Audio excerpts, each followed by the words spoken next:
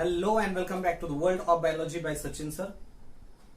In this video, we are going to study the genetic terminologies. In the previous videos, we discussed about the introduction regarding the genetics. We studied the Mendel's work in the genetics. We studied rediscovery of the Mendel's work. And now, in this video, we are going to study the genetic terminologies. While performing the hybridization experiments in garden pea plant, that is the Pisum sativum, the scientist Gregor Mendel used the different terms, used the different symbols, and those symbols, those terminologies are also used in the modern genetics along with certain additional terms also used in modern genetics. And all such a different types of the terminologies and symbols as well as signs that we are going to study in this video. Okay. परवाच्या lectures मध्ये आपण हे discuss केलेलं होतं की मेंडेलने garden pea plant म्हणजेच Pisum सॅटायवम यामध्ये हायब्रिडायझेशनचे experiments केले. आणि सर्वात पहिल्यांदा जेव्हा ग्रेगर मेंडल या सायंटिस्टनं हे हायब्रिडायझेशनचे एक्सपेरिमेंट केले तेव्हा ते एक्सपेरिमेंट्स रिप्रेझेंट करत असताना, ते एक्सपेरिमेंट्स मांडत असताना, त्याचं रिझल्ट्स, ऑब्झर्वेशन्स हे लिहित असताना मेंडेलनी वेगवेगळ्या प्रकारच्या जेनेटिक टर्म्स यूज केल्या. आणि त्या मेंडेलच्या जेनेटिक टर्म्स, वेगवेगळ्या प्रकारचे सिम्बॉल्स हे आजही मॉडर्न जेनेटिक्स मध्ये वापरले जातात. आणि त्याशिवाय अजून काही ऍडिशनल टर्म्स, सिम्बॉल्स हे जेनेटिक्स मध्ये यूज केले जातात. आणि अशा मॉडर्न जेनेटिक्स मध्ये यूज केल्या जाणाऱ्या जेनेटिक टर्मिनॉलॉजीज, जेनेटिक सिम्बॉल्स यांचा स्टडी आज आपल्याला या व्हिडिओमध्ये करायचा आहे. Before starting with the genetic terminologies, first will see the traits और the characters which were selected by Mendel during his hybridization experiments. आता ह्या जेनेटिक टर्मिनॉलॉजीज तर बघायच्याच आहेत, परंतु जेनेटिक टर्मिनॉलॉजीज बघत असताना अगोदर मेंडेलचा जो काही हायब्रिडायझेशनचा एक्सपेरिमेंट आहे आणि मेंडेलने गार्डन पी प्लांट मध्ये म्हणजेच पीसम सॅटायवम या प्लांट मध्ये जे काही कॅरेक्टर्स, ट्रेट्स यूज केले ते कॅरेक्टर्स आपल्याला थोडेसे बघावे लागतील. I think you studied in the 10th standard. तुम्ही 10वीला हे शिकलेले आहात, तुम्हाला हे काही नवीन आहे अशातला भाग नाही. मेंडेल सिलेक्टेड 7 कॉन्ट्रास्टिंग कॅरेक्टर्स, विरुद्ध गुणधर्म. मेंडेलने 7 वेगवेगळ्या प्रकारचे विरुद्ध गुणधर्म हे विचारात घेतले गार्डन पी प्लांट मध्ये. आणि हे 7 कॅरेक्टर्स विचारात घेऊन त्याने एक्सपेरिमेंट्स केले. असे कोणते कॅरेक्टर्स आहेत? Which plant selected firstly by Mendel in hybridization experiments? Garden pea plant. कोणतं प्लांट यूज केलं मेंडेलने? Garden pea plant. आणि या गार्डन पी प्लांटचं सायंटिफिक नेम काय आहे? Pisum sativum. Pisum sativum. Pisum is the genus, त्यामुळे आपण पहिलं लेटर कॅपिटल लिहिलंय पी. आणि सॅटायवम ही स्पीसीज आहे, त्यामुळं स्मॉल एस घेतलेला आहे पहिलं letter. Pisum sativum. Scientific names should be separately underlined. तुम्ही आयुपीएससी नोमेनक्लेचर मध्ये म्हणण्यापेक्षा बायनोमियल नोमेनक्लेचर सिस्टीम मध्ये स्टडी केलेले आहात. सायंटिफिक नेम्स जे असतात यांना सेपरेट अंडरलाईन करायचे असते आणि अशा अंडरलाईन आपण इथं घेतलेले आहे. Pisum sativum, garden pea plant. आणि या प्लांट मध्ये ग्रेगर जॉन मेंडल या सायंटिस्टनं हायब्रिडायझेशनचे एक्सपेरिमेंट केले. While performing this hybridization experiments, he studied the 7 pair of contrasting characters. Gregor मेंडेलने 7 पेअर कॉन्ट्रास्टिंग कॅरेक्टर्सचे विचारात घेतले. हे 7 कॅरेक्टर कोणते आहेत आणि ते कसे लक्षात ठेवायचे? खूप सोपं आहे. 7 कॅरेक्टर्स विचारात घेत असताना पहिलं कॅरेक्टर जे आहे ते त्या प्लांटच्या हाईटशी रिलेटेड आहे. पहिलं कॅरेक्टर हे हाईटशी रिलेटेड आहे. आणि पुढचे जे 6 कॅरेक्टर्स आहेत, हे 6 कॅरेक्टर्स हे त्याच्या फ्लावर, पॉड आणि सीड यावरती डिपेंड आहेत. एकूण 7 कॅरेक्टर विचारात घेतलेत मेंडेलनी, 7 पेअर ऑफ कॉन्ट्रास्टिंग कॅरेक्टर्स. आणि हे 7 पेअर ऑफ कॉन्ट्रास्टिंग कॅरेक्टर्स, पहिलं कॅरेक्टर हाईट वरती डिपेंड आहे आणि पुढचे जे कॅरेक्टर्स आहेत हे त्याच्या फ्लावर, पॉड आणि सीड यावरती डिपेंड आहेत. सेक्शुअल रिप्रोडक्शनचा चॅप्टर तुम्ही स्टडी केलाय, sexual reproduction in flowering plants. आणि ह्या सेक्शुअल रिप्रोडक्शन मध्ये आपण स्टडी केलं होतं की after the process of fertilization किंवा before the process of fertilization firstly the flowers are formed. म्हणजे व्हेजिटेटिव्ह ग्रोथ कंप्लीट झाल्यानंतर अँजिओस्पर्म्स मध्ये पहिल्यांदा काय तयार होतात, फ्लावर्स डेव्हलप होतात. व्हेजिटेटिव्ह ग्रोथ कंप्लीट झाले की काय डेव्हलप होतात, फ्लावर्स डेव्हलप होतात. आणि सेक्शुअल रिप्रोडक्शन नंतर, फर्टिलायझेशन नंतर त्यामध्ये फ्रुट्स डेव्हलप होतात. फ्लावर मध्ये असणारी ओव्हरी जी असते, ओव्हरीचं कन्व्हर्जन कशामध्ये होतं, फ्रूट मध्ये होतं. इथं पी प्लांट्स मध्ये, वाटाण्याच्या वनस्पतीमध्ये त्याचं जे फ्रूट असतं, हे फ्रूट म्हणजे काय आहे, पॉड आहे. फ्रूट म्हणजे काय आहे, पॉड आहे. त्यामुळे दुसरं आपण पॉड घेतलंय आणि पॉड म्हणजेच फ्रूट, याच्यामध्ये तयार काय होतात, सीड्स तयार होतात. हा सिक्वेन्स आहे. अँजिओस्पर्मिक प्लांट्स मध्ये पहिल्यांदा ते प्लांट असतं, त्या प्लांटची हाईट आपण पहिल्यांदा विचारात घेतली.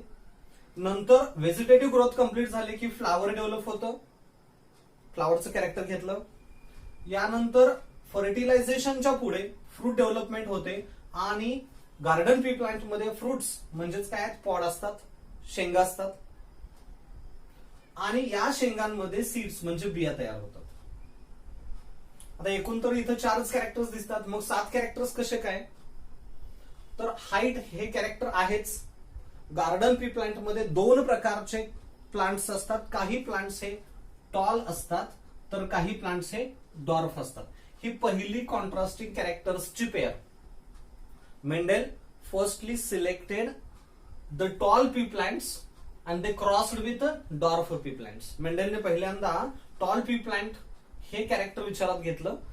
काही प्लांट्स त्याला टॉल दिसले, काही प्लांट्स हे डॉर्फ दिसले, काही प्लांट्स उंच दिसले, काही प्लांट्स हे खुजे म्हणजेच उंची कमी असणारे बुटके अशा वनस्पती त्यांना दिसल्या. म्हणजे हाईट हे पहिलं कॅरेक्टर त्याने विचारात घेतलं. फ्लावर मध्ये त्यांनी 2 थिंग्स विचारात घेतल्या, 2. तसंच पॉड मध्ये 2 थिंग्स विचारात घेतल्या आणि सीड मध्येही 2 थिंग्स विचारात घेतल्या. फ्लावर मध्ये 2 थिंग्स, 2 कॅरेक्टर्स कोणते, एक म्हणजे कलर ऑफ द फ्लावर आणि दुसरं position of the flower. Stem वरती फ्लावर कुठं डेव्हलप होतं, स्टेम वरती फ्लावर कुठं डेव्हलप होतं, ही position. Colour of the flower मध्ये कलर्ड फ्लावर्स आणि कॉन्ट्रास्टिंग कॅरेक्टर त्याचं white flowers. Coloured flowers, white flowers. इथं हाईट मध्ये काय घेतलं, tall pea plant, dwarf pea plant. हे पहिली कॉन्ट्रास्टिंग पेअर. ही दुसरी contrasting pair, coloured flowers, purple कलरचे फ्लावर्स असतात, व्हायलेट कलरचे फ्लावर्स असतात आणि व्हाईट फ्लावर्स असतात. असे 2 वेगवेगळे प्लांट. एका प्लांट वरती कलर्ड म्हणजे पर्पल कलरचे फ्लावर्स येतात आणि दुसऱ्या प्लांट वरती व्हाईट कलरचे फ्लावर्स येतात. तिसरे पोझिशन ऑफ फ्लावर, तिसरं कॅरेक्टर आहे axillary flowers and terminal flowers. Axillary flowers they develop in the axil of leaves. समजा हे स्टेम आहे, तर या स्टेम मध्ये फ्लावर्स इथं तयार होतात, ऍक्झिल मध्ये, पानांच्या ऍक्झिल मध्ये, ऍक्झिलरी एरियाज मध्ये, पानाच्या बेचक्यामध्ये तयार होतात फ्लावर्स. म्हणून ही कंडिशन आहे ऍक्झिलरी फ्लावर. आणि दुसरी कंडिशन, या स्टेम वरती फ्लावर्स डेव्हलप होताना ते इथं टिपला तयार होतं.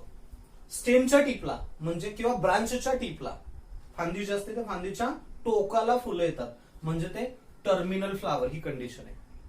पहिलं कॅरेक्टर हाईटशी रिलेटेड आहे, tall pea plant, dwarf pea plant. दुसरं कॅरेक्टर कलरशी रिलेटेड आहे, colour of flower, coloured flowers, white flowers. Third character position of flower, coloured flower साठी सी घेतलंय, position of flower, axillary flower, terminal flower. चौथं character आणि 5वं character पॉडशी related आहे. चौथा आणि 5वं कॅरेक्टर हे पॉडशी रिलेटेड आहे, फ्रूटशी रिलेटेड आहे. त्यामध्ये colour of pod, shape of pod, colour of pod, shape of pod. आणि 6वं 7वं कॅरेक्टर सीडशी रिलेटेड आहे, colour of seed, shape of seed. किती सोपं आहे बघा. Height, colour of flower, position of flower, colour of pod, shape of pod, colour of seed, shape of seed. फक्त इथं थोडासा variation आहे, पोझिशन ऑफ फ्लावर. बाकी सगळं सेमच आहे बघा. पहिलं हाईट हे तर पूर्णपणे डिफरंट आहे, हाईट हे पूर्ण डिफरंट आहे. Colour of flower colour of pod, colour of seed, colour of flower, colour of pod, colour of seed. इथे बघा shape of seed, shape of pod. इथं मात्र शेप ऑफ फ्लावर नाही. काय आहे? Position of flower. तेवढंच फक्त वेगळं आहे.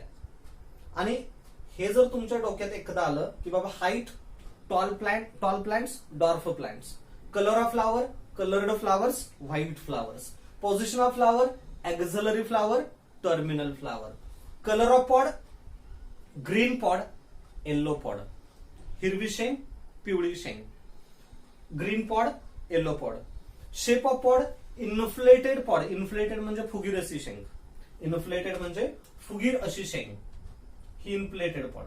आणि दुसरं कॉन्स्ट्रिक्टेड पॉड, ती अशी दिसेल तुम्हाला, कॉन्स्ट्रिक्टेड पॉड, सुरकुतलेली शेंग.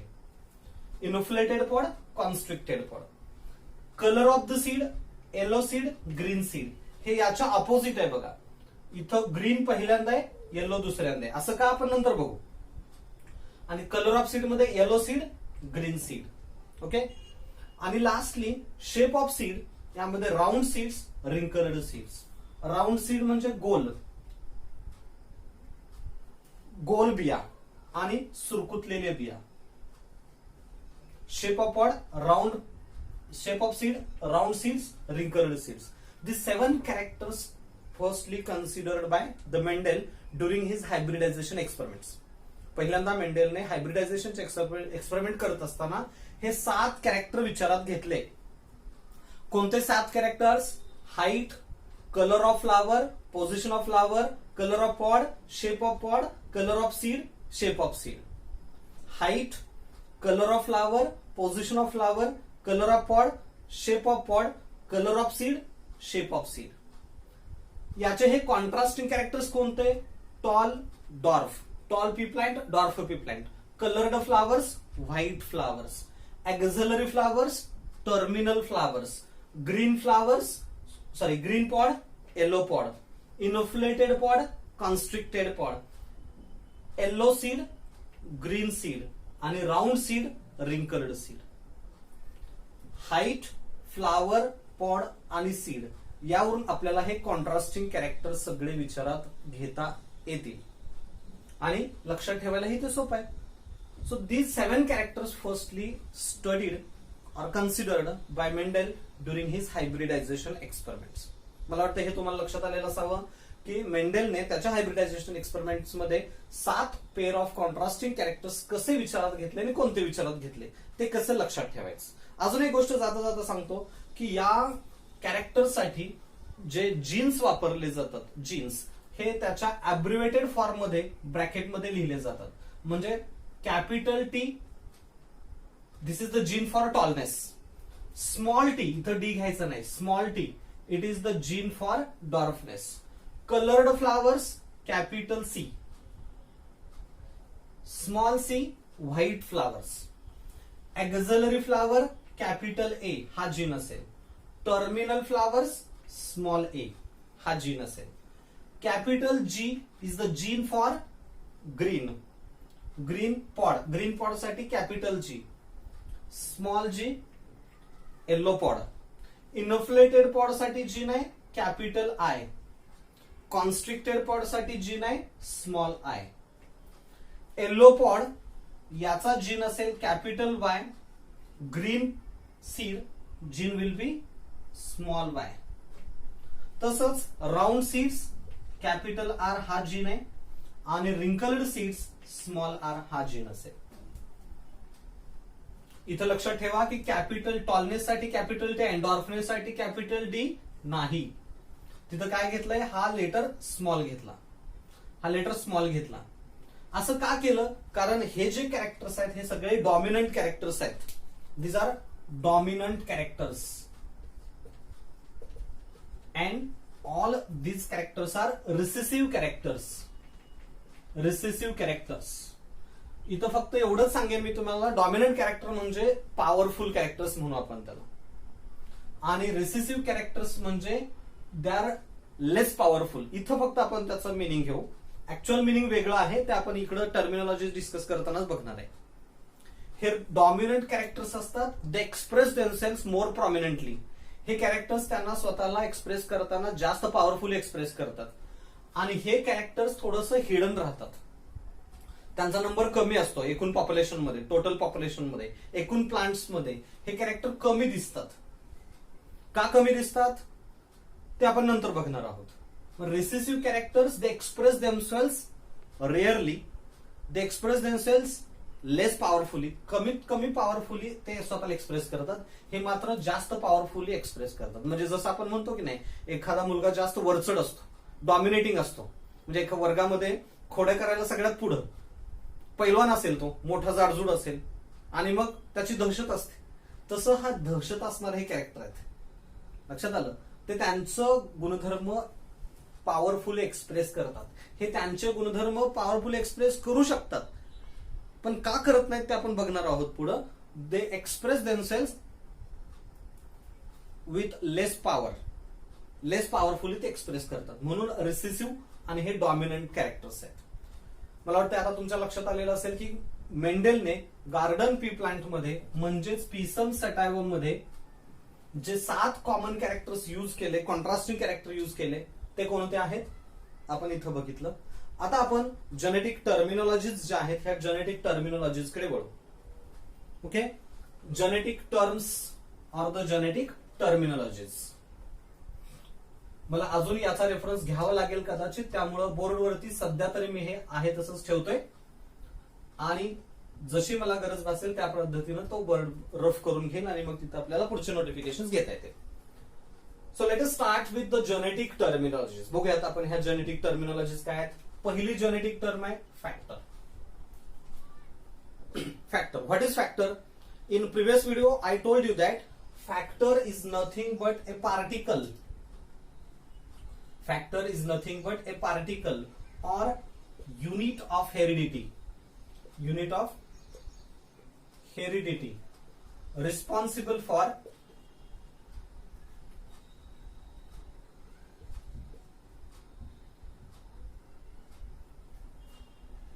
particle or unit of heredity responsible for expression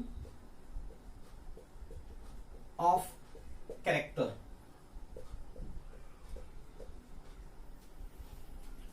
Factor, the term factor is used by Mendel when DNA was not known,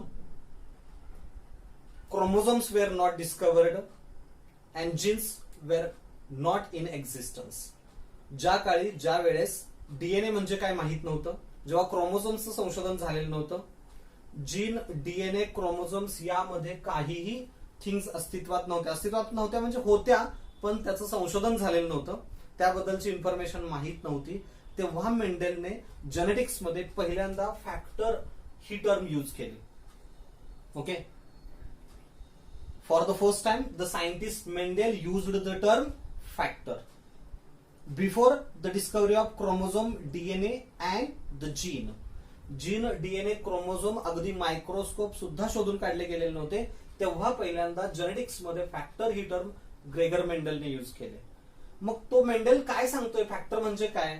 factor is nothing but the particle or unit of heredity responsible for expression of the character. कोणतंही एखादं character express करण्यासाठी, एखादं character एखाद्या plant मध्ये, animal मध्ये दिसण्यासाठी, कोणतंही गुणधर्म, कोणतंही कॅरेक्टर आपल्या बॉडी मधलं हे दिसण्यासाठी, एक्सप्रेस होण्यासाठी किंवा एका पिढीमधून दुसऱ्या पिढीमध्ये ट्रान्सफर होण्यासाठी, काय म्हणतोय मी, कोणत्याही ऑर्गॅनिझम मध्ये, whether it may be animal or plant, plant असेल किंवा एनिमल असेल, तर त्या प्लांट एनिमल मध्ये कोणतंही कॅरेक्टर दिसण्यासाठी, ते कॅरेक्टर त्या ऑर्गॅनिझम मध्ये एक्सप्रेस होण्यासाठी आणि ते पुढच्या जनरेशन मध्ये ट्रान्सफर होण्यासाठी जे पार्टिकल्स आवश्यक असतात, पार्टिकल आवश्यक असतात किंवा जे युनिट्स ऑफ हेरिडिटी आहेत, त्या पार्टिकल्सना किंवा युनिट ऑफ हेरिडिटीला फॅक्टर असं म्हटलं. फॅक्टर असं म्हटलं. मग त्यांनी पार्टिकल असा वर्ड का यूज केला? कारण मेंडेल असं म्हणतोय की कोणत्याही ऑर्गॅनिझम मध्ये किंवा प्लांट्स मध्ये म्हणू आपण, मेंडेल असं म्हणतोय की पी प्लांट मध्ये कॅरेक्टर एका जनरेशन मधून दुसऱ्या जनरेशन मध्ये ट्रान्सफर होताना ते गॅमेट्स मधून ट्रान्सफर होतं.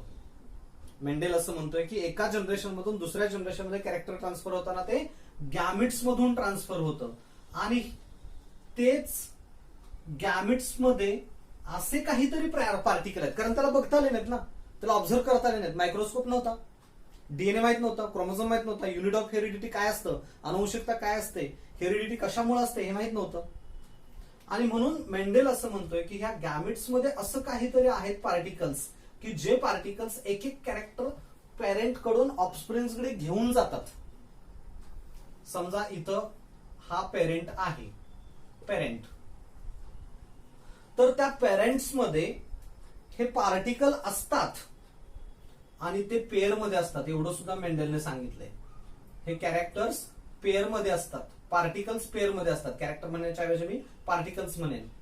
मेंडेल असं म्हणतोय की पेरेंट्स मध्ये पार्टिकल असतात आणि ते पेअर मध्ये असतात, जोड्यांच्या स्वरूपात असतात. आणि हे पार्टिकल्स गॅमिट मध्ये येतात. गॅमिट्स मध्ये एका गॅमिट मध्ये हे येलो पार्टिकल्स आले, तर दुसऱ्या गॅमिट मध्ये हे ब्लॅक पार्टिकल्स आले. बघा कळते का? मेंडेल असं म्हणतो की हा पेरेंट प्लांट आहे, पेरेंट ऑर्गॅनिझम आहे, याचे जे कॅरेक्टर्स आहेत हे कॅरेक्टर्स कशामुळे आहेत? ते प्लांट काय आहे? टॉल असेल. ते प्लांट आहे कसं आहे? कलर्ड फ्लावरचं असेल. ते प्लांट कसं आहे? ऍक्झलरी फ्लावरचं असेल. ते प्लांट कसं आहे? ग्रीन पॉडचं असेल, इन्फ्लेटेड पॉडचं असेल, येलो सीडचं असेल, राऊंड सीडचं असेल. तेव्हा त्याच्यामध्ये असे काहीतरी हे फॅक्टर असतात आणि हे सगळे गुणधर्म या फॅक्टरमुळे निर्माण होतात. आणि ते फॅक्टर पेअरच्या स्वरूपात असतात, जोड्यांच्या स्वरूपात असतात. जेव्हा हे पेरेंट प्लांट नवीन ऑफस्प्रिंग तयार करतं, नवीन ऑफस्प्रिंग तयार करतं हे पेरेंट प्लांट, तेव्हा त्याच्यामध्ये हे फॅक्टर्स येतात. कोणामधून येतात? गॅमिट्स मधून येतात. गॅमिट्स मधून येतात.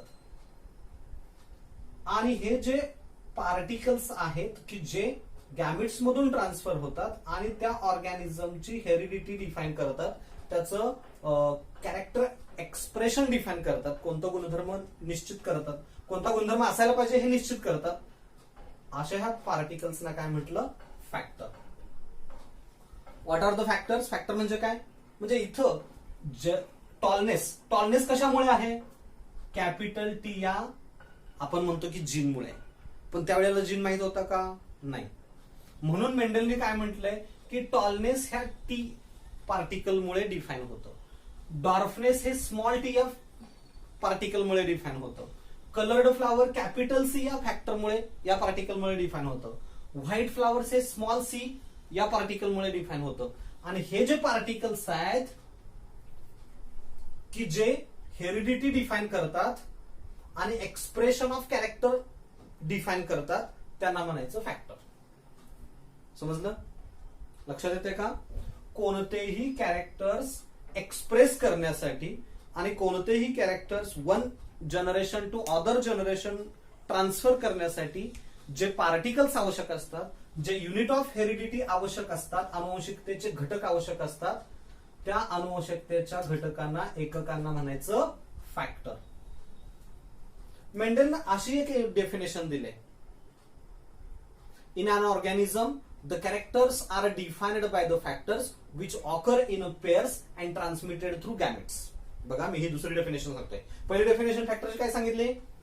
ए particle or the unit of heredity responsible for expression of character. कोणताही गुणधर्म निश्चित करण्यासाठी आणि एका पिढीमधून दुसऱ्या पिढीमध्ये संक्रमित करण्यासाठी जे युनिट्स ऑफ हेरिडिटी लागतात, जे पार्टिकल्स लागतात, त्यांना फॅक्टर म्हणतात.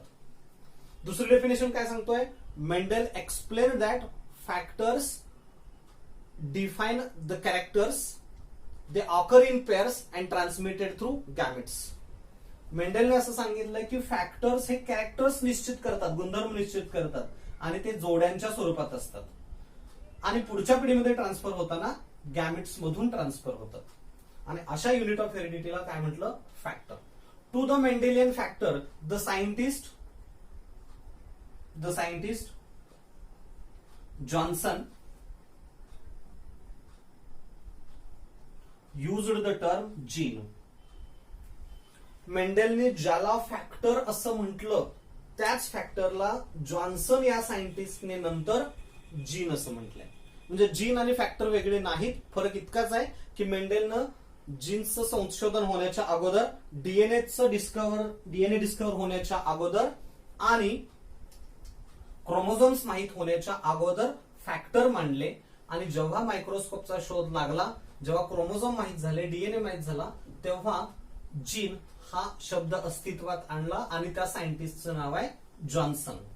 Johnson used the term gene. Johnson used the term gene. मग हे जीन्स काय असतात? जीन्स काय असतात बघूयात आपण. तुम्ही एखादा ऑर्गॅनिझम घेतला, suppose human beings. Human body कशाने फॉर्म झाले? Our bodies are formed basically from the cells. Our body is basically formed by the cells. आपली बॉडी सेल्सने फॉर्म झाली. या सेल्स मध्ये सेंटरला न्यूक्लियस असतो आणि सायटोप्लाझम हे साइडला असतं सेलमध्ये. Cell membrane, cytoplasm, nucleus. Nucleus मध्ये काय असतं? Genetic material. Genetic material is made up of DNA. Genetic material हे कशाने बनले? डीएनए. आणि डीएनएच्याच कॉइलिंग, सुपर कॉइलिंगने काय तयार होतात? क्रोमोझोम्स. जेनेटिक मटेरियल सेल्स मध्ये आहे डीएनए, आणि डीएनए पासूनच नंतर तयार होतात क्रोमोझोम्स. क्रोमोझोम्स, गुणसूत्रे असं आपण म्हणतो त्याला, गुणसूत्रे. मग हा डीएनए जो असतो तो डीएनए कसा आहे? DNA is double standard circular and double standard linear helically coiled.